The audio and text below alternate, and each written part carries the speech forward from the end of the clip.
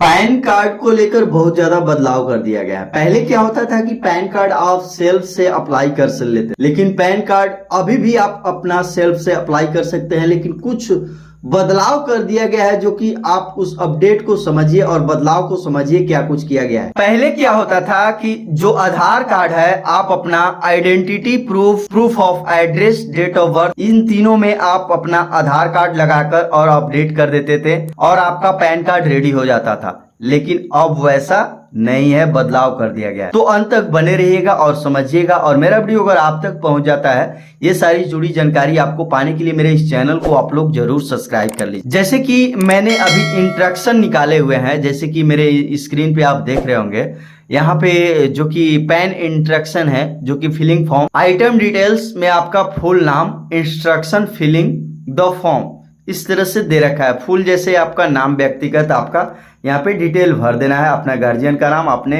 माता पिता का नाम भरेंगे। उसके बाद observation of the full name of the printed on the pan card, जो पैन कार्ड पे जो नाम आएगा यहाँ पे दे रखा है। उसके बाद आगे बढ़ेंगे, date of birth of agreement, partnership and trust deed form, individual association of person, इस तरह से दे रखा है यहाँ पे कुछ इंस्ट्रक्शन। तो चलिए हम आपको दिखाते हैं पहले क्या होता था। जैसे कि एड्रेस ऑफ रेसिडेंशियल आप जैसे फुल कर देते हैं, कम्युनिकेशन एड्रेस फुल कर देते हैं, आप अपना जो टेलीफोन नंबर है उसको दे देते हैं, स्टेटस एप्लीकेशन आप चेक कर लेंगे, रजिस्ट्रेशन नंबर चेक कर लेंगे, आधार नंबर जो है in case citizen of India, source of income आप क्या है यहाँ पे लगाएंगे, name of address of representative address, representative access यानी कि proof of identity, proof of address, यहाँ पे सारे चीज दे रखे हैं। यहाँ पे जो मैं बताया कि आप proof of address, proof of identity और proof of date of birth के लिए, ये तीन ही आपको आइडेंटिटी के लिए लगाने होते हैं, जो कि जरूरी होते हैं, और ये तीनों में से आपका एक को बदल देना है। तो यहाँ पे आपको देख रहे होंगे पहले वाला ही अपडेट है, लेकिन आपको यहाँ पे देख रहे होंगे पहले नंबर में, ए नंबर में दे रखा है Aadhaar card issue by the unique identification authority of India, A number में ही दे रखा है।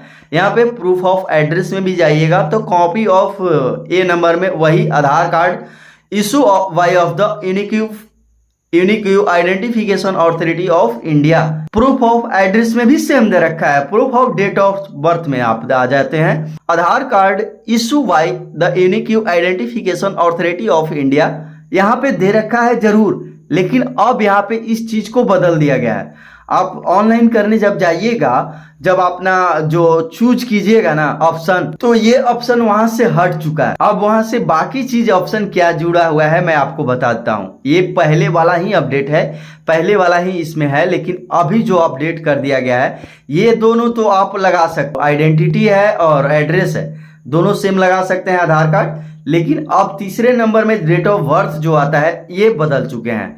इसमें आपको सावधानी से देखना है क्या आपको डॉक्यूमेंट्स लगाने हैं, electro photo identity card of और या ड्राइविंग लाइसेंस, पासपोर्ट साइज और या matriculation certificate of marksheets and recognised board and जो भी है, बर्थ सर्टिफिकेट इशू होना चाहिए, जो कि म्युनिसिपल अथॉरिटी और any office authorised and issue birth and date certificate by registered of birth and pension payment order होना चाहिए। यहाँ पे marriage certificate issue by the registered marriage और होना चाहिए, और में है अफिडेविट सो और before a marriage starting the date of birth होना चाहिए। तो इस तरह से जो domicile certificate issue by the government होना चाहिए।